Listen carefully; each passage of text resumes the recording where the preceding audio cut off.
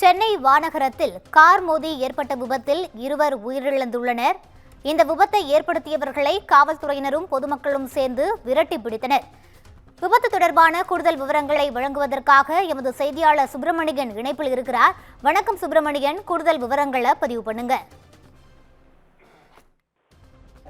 சென்னை வானகரம் சந்திப்பு பகுதியில் அதிவேகமாக சென்ற சொகுசு கார் ஒன்று தாறுமாறாக மோதி அங்கிருக்கக்கூடிய பொதுமக்கள் மீது மோதியது. அது மட்டுமல்லாமல்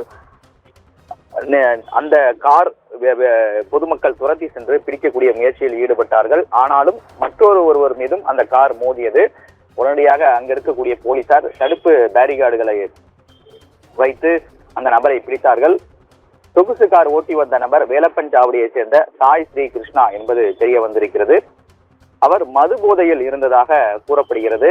அதே போல பொதுமக்கள் அந்த நபரை தாக்கியிருக்கிறார்கள்.